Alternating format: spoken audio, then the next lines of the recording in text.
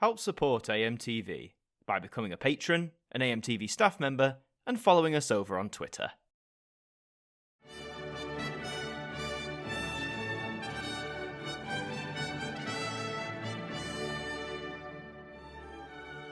Controversy. It's a word that has stuck around the Eurovision Song Contest throughout the years. It's fair to say that the recent 2024 edition was one of the most controversial contests staged yet, for a whole litany of reasons that I'm sure you may be aware of. However, if you thought drama in the early days of the ESC was minor in comparison, think again. Because at the 8th edition, back in 1963, what seemed like a simple error changed the entire outcome of that year's Eurovision.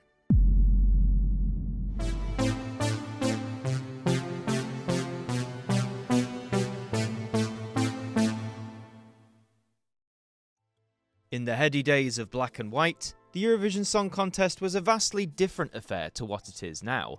It was a formal event, all the audience members dressed to the nines in their best suits and dresses. The acts themselves mostly just stood and sang. No elaborate dance routines or props or pyrotechnics to be seen here. Looking high, high, high, looking low, low, low, wondering why did she go, go, go? Some would say this is how Eurovision should be, and for many years to begin with, it was. So you may think, with this clean-cut, very bare-bones approach, even arguably by 1963 standards, what could possibly go wrong? Good evening, this is David Jacobs speaking from the BBC's Television Centre in London. Viewers in the United Kingdom will recognise this building, but it'll be less familiar to the 75 million viewers from 17 other European countries. Eurovision that year was being staged in the United Kingdom, specifically at the BBC Television Centre in London. France had won the year before, in 1962, but after having hosted the contest twice within the last 5 years, financial pressures forced them to relinquish the honour. Second and third place winners from 1962, Monaco and Luxembourg, also declined the honour to host, and nestling in joint fourth place with Yugoslavia, the UK picked up the mantle. The BBC Television Centre had not long been open, and keen to show off the facility and its capabilities, it was deemed that the ESC would be staged in studio, as opposed to a traditional theatre or convention hall. Katie Boyle, then billed as Catherine, was the mistress of ceremonies for the evening. Having previously taken up hosting duties back in 1960, she was the right person for the job, maintaining a clear, distinct yet warm personality that would be qualities to define many of Eurovision's most memorable presenters. On behalf of the BBC, welcome to the 8th annual Eurovision Song Contest. Once all the opening pleasantries were out of the way, each of the 16 artists taking part would come to the stage one by one and deliver their song. Most stood and sang beautifully in their own language, some of them even dared to move about the stage. I can't quite believe it, can you? When all songs were performed, Katie would introduce that year's interval act. So while we're waiting, you can watch a speciality act. Oh, I'm sorry. I meant speciality act. This would entail Swedish couple, Ola and Barbro, who spent the best part of 5 minutes cycling round in circles whilst performing some impressive acrobatics. Neat. Some would say, with all the UK talent on offer, why not pick another popular music group or even variety act to showcase Europe? Well, I think picking these Swedes was a really lovely and fun idea. They're quirky and different, exactly what Eurovision would embrace in abundance as the years and decades wore on, but as they headed off stage, it was truly time for the serious stuff to get underway. Voting in Eurovision has always been one of the highlights of the contest. Whilst in some years the winner may seem obvious from the earlier stages, in others the voting really can and has gotten down to the wire, sometimes with even just a single point separating the winner and second place. I'm sure you're familiar with the current system, which has been in place for almost 50 years. Professional juries, as well as the public, award their top 10 songs of the night a series of points, from 1 to 12, the coveted 12 points. However, this is 1963 we're talking about, and the voting system was entirely different. The public didn't have a say at all, it was all led by professional juries. Each nation had 10 jurors, who would award their favourite 5 songs points, from 1 to 5 respectively. Then, the votes of all 10 jurors would be added together. This was originally going to be 20 jurors, but it was deemed that this would take too much time and it swapped back to 10. Although the EBU, the European Broadcasting Union, communicated this quite late in the day to the different nations taking part. The song with the most votes collectively would receive 5 points, the second, third, fourth and fifth highest receiving the remaining points in descending order. Confused yet? Well, we're only just getting started. 1963 was long before the age of calling people up via the internet. Even satellite video links were a long way off. Instead, the techies at the BBC would connect Katie to Europe via the good old telephone. Because of this, clarity was key, as whether the spokesperson was delivering results in English or French, they had to be clear and concise to be heard by the host and points allocated correctly. Let me explain very briefly the system of voting so that you can follow it on the scoreboard. It was instructed that spokespeople say the number of the song, as in where it fell in the running order, then the name of the country, then the amount of points given. So, for example, the AMTV delegation would have to say, song number 1, United Kingdom, 5 points. Honestly, this method seems so contrived to me, but it was deemed the way to go at the time. Without further ado, let's call on the first jury, which is the United Kingdom. Hello, London. May I have your votes, please? Song number 8, Denmark, 3 votes. Song number 10, Switzerland, 5 votes.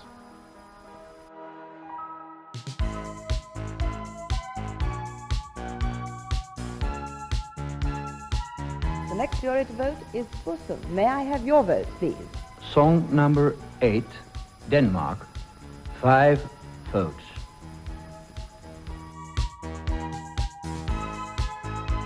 Hello, Frankfurt. Your votes, please. Song number 8, Denmark, 2 votes. Switzerland, 4 votes.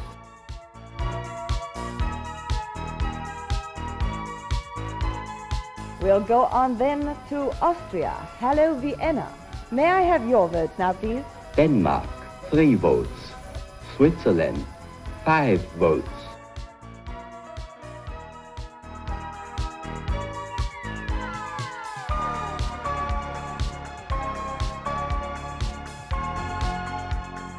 Things got off to a steady start. The results from the first few jurors, the UK, the Netherlands, Germany and Austria, all were delivered in the correct format. At this stage, it seemed like the contest would boil down to a 2-horse race between Denmark and Switzerland. You could argue that both of these nations had something at stake here. For Denmark, they had never won the competition before and had taken part since 1957. But for Switzerland, perhaps considerably more was on the line. Not only had they been one of the 7 inaugural countries in the very first edition of Eurovision, which was indeed hosted in Switzerland, but they'd also won it. The prospect of a second victory would set them up alongside the Netherlands and France as one of few nations to have won more than once. After 25% of the voting was complete, just 1 point stood between them, with Switzerland in the lead. But now it was the turn of the Norwegian jury, and this is where things went so very wrong, so very quickly. Well, at the moment it seems to be between Switzerland and Denmark. Let's go straight on to Norway. Hello, Oslo. May I have your votes, please? Hello, London, this is Oslo. Here are the votes of the Norwegian jury. Song number 1, England, 5 votes. Song number 2, Italy, 4 votes. Song number 3, Switzerland, 3 votes. Song number 4, Denmark, 2 votes. Song number 3, Germany, 1 vote. And that completes the vote of the Norwegian jury. Absolute calamity. As you can gather, the Norwegian juror was clearly not following the rules of that year's format. The United Kingdom lined up with number 1, but song number 2 as Italy? Number 3 as Switzerland? What? Fair play to the person keeping track of the scoreboard, because despite the mishap, the scores were updated accordingly based on what was spoken by the juror. But this had to be addressed, and was duly done so, by host Katie Boyle. Well, hold on, Norway. Hold on, Oslo. Just 1 moment. I'm afraid I shall have to ask you to give those votes all over again, because first you have to give the number on the board, then the number, the name of the country. I don't think we did quite do that. Would you do it just again, please? All your votes starting from number, whatever it is, 1 song. I don't know what number on the board. Hello, London. Can you come back to Oslo? The Norwegians decided that they needed to sort things out on their end, and like a true pro, Katie acknowledged their request and the voting would continue on. Oslo, may I come back afterwards to Oslo? Right. Yes, please. Then at the moment we will go on to Italy. The results awarded by Norway would remain on the board. After all, when they called them back, they'd just be confirming what they'd already said, but delivered in the proper format, right? Well, before we come to that, there were 11 more juries that still needed to give their votes. And even in the early days of Eurovision, a lot could change as to who would be the winner. Hello, Rome. May I have your vote, please? Danemark, 2 votes. Suisse, 5 votes. Helsinki. May I have your vote, please? Denmark, 5 votes. Well, very much Denmark and Switzerland leading at the moment. Copenhagen, please come in. May I have your vote, please? Song number 10, Switzerland, 4 votes. Well, you've put your closest rivals into the lead by 26. Hello, Belgrade, Yugoslavia. May I have your vote, please? United Kingdom, 3 votes. Italy, 4 votes. France, 5 votes.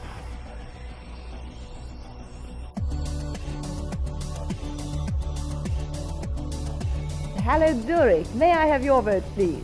Danemark, 3 points. Italy and France have certainly joined the race, so go on to France itself. Hello, Paris. May I have your vote, please? Royaume-Uni, 3 voix. Monaco, 5 voix. With 5 juries left to go, the 2-horse race had expanded to a 5-contender standoff. Switzerland and Denmark were still pushing ahead of the pack, but Italy, France and the UK were building up momentum with the international juries.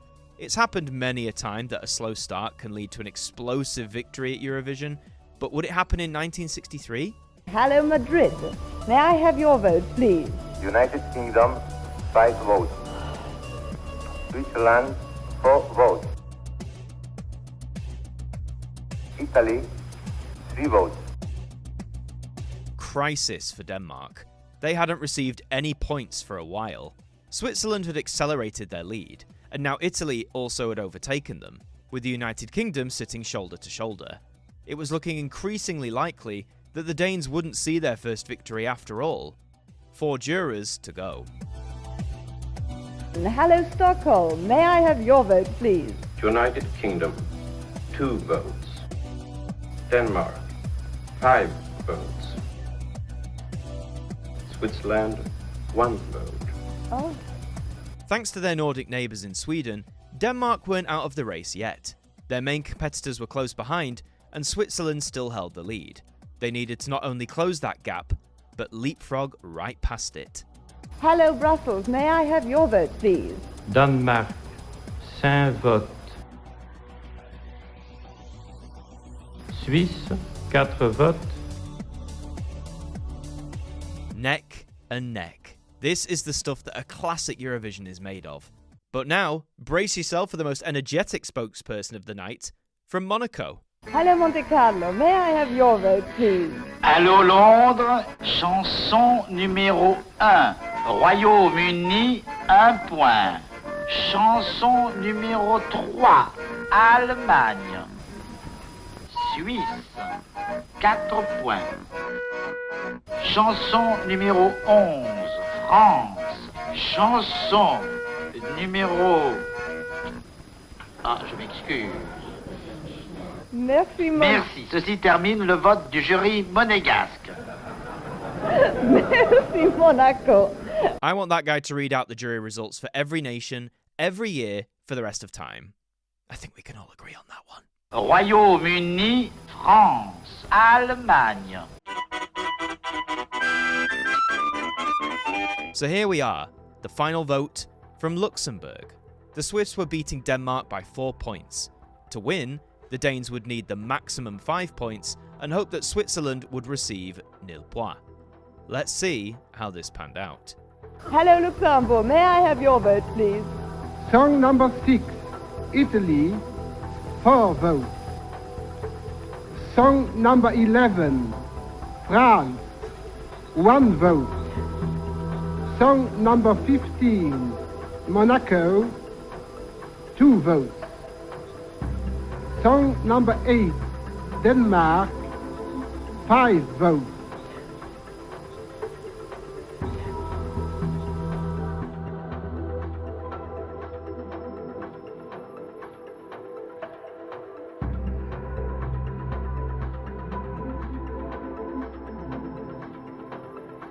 Song number 10, Switzerland, 3 votes.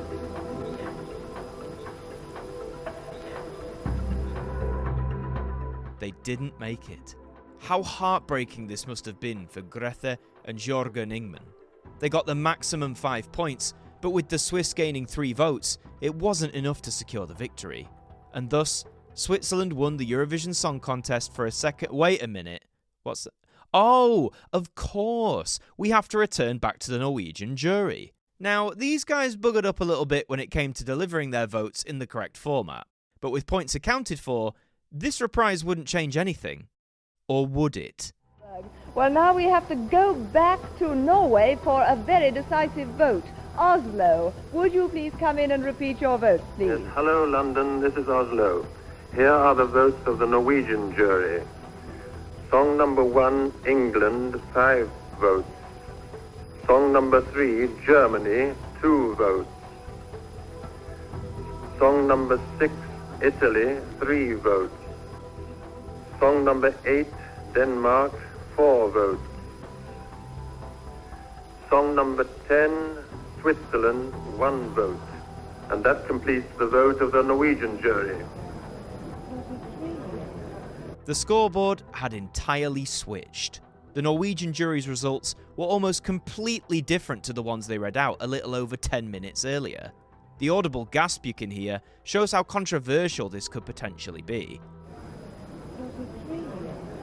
43. I thank you very much, Oslo. I think all the votes are in, but they're not quite up right. If you look at the original results given by Norway, they were as follows, from highest to lowest. United Kingdom, 5 votes.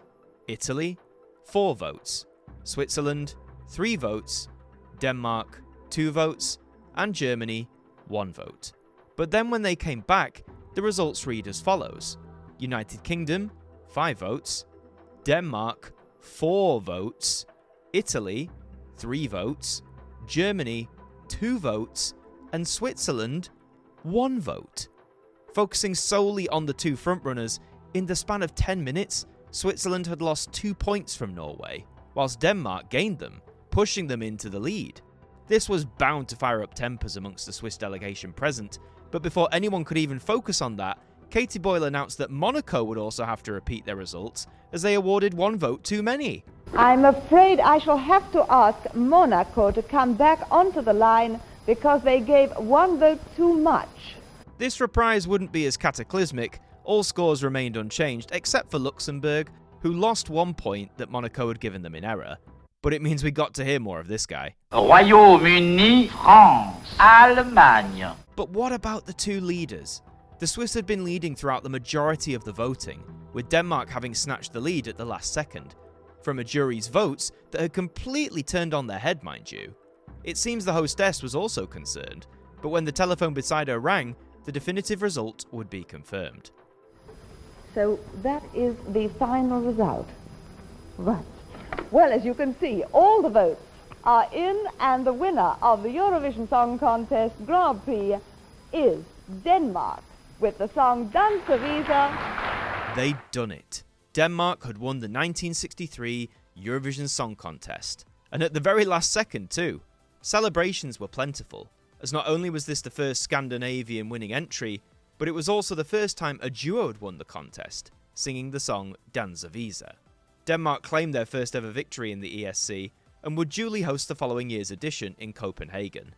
Even to this day, more than 60 years later, there are those out there who believe Switzerland were robbed of victory. But why is that?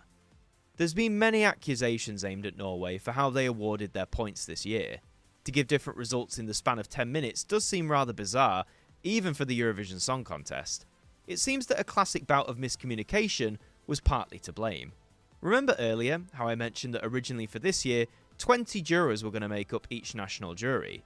Well, I did say how the EBU switched this back to 10 jurors quite late in the game, so much so that reportedly, Norway did not receive clear word of this, and being so early in the running order, was simply not ready to give their full tallied results. In a panic, the Norwegian jurors started reading out countries that were destined for votes, but wildly issuing the wrong numbers to go with them. and not to mention totally ignoring the chosen format of song number first, then country, then the amount of votes. When we hear him say, "Hello London, can you come back to Oslo?" it seems to be a desperate attempt to buy time in order for them to finish tallying the juror votes properly. This line of argument suggests that when we hear the Norwegian results for a second time, that these are indeed the correct votes given. However, there is another line of argument that accuses Norway of noticing Denmark had a chance to win and change their points at the last possible moment in order for their Danish friends to secure the win. Now, admittedly, this theory is slightly more ridiculous to me. Yes, there has been a long and documented history of neighbouring nations giving top marks to each other, even as far back as the 1960s. But going off the evidence we see on screen, and the frantic nature of the original reading, I think we can safely assume that this was one big chaotic error, caused by a lack of communication and a lack of time. The 1963 Eurovision Song Contest is often most remembered for this chaotic slice of controversy. The tight-neck race to the finish was the most tense yet in the ESC's history, and the way Denmark snatched the victory from under the nose of the Swiss is still quite thrilling to behold. It may have been one of the first major Eurovision controversies, but the 1963 contest is so much more than that. It proved that Eurovision could work in a TV studio. Primitive as it may have been, it showed how the contest could be shown more stylishly and intimately. It gave us another chance to see the delightful Katie Boyle as the Mistress of Ceremonies, and a rather interesting interval act in Ola and Barbro. For Switzerland, having to settle for second place, not to be deterred, they set their sights on a victory in 1964. Unfortunately for them, they came in last place, with the dreaded nil points. They would also come last in 1967 and 1974, and would struggle for many years to score a result within the top three. That would finally come in 1982, with Arlette Zola taking the bronze in Harrogate. In 1986, during the contest in Bergen, Norway, they would take second place, equaling what they had achieved back in 1963. Finally, in 1988, the Swiss would gain another victory, when Celine Dion, yes, that Celine Dion, would take first place in Dublin. And of course, in 2024, they would win for a third time, when Nemo broke the code, and the Eurovision trophy too. For Denmark, they'd have to wait an equally long time for another victory. For the remainder of the 20th century, they would never finish in the dreaded last place, but it wouldn't be until the late 80s until they taste the top three again. In both 1988 and 1989, they would place in third, the former year losing out to Switzerland. So perhaps in a weird way, the Swiss did get their revenge. It wouldn't be until the year 2000, 37 years after their first win, that Denmark would claim victory again, with the Olsen brothers. 13 years later, in 2013, Emily de Forest would give Denmark its third victory, with the stomping anthem, Only Teardrops. So when all is said and done, two nations that have both won 3 times at Eurovision will also be remembered for being part of one of the earliest and arguably most entertaining yet baffling controversies in the contest's entire history.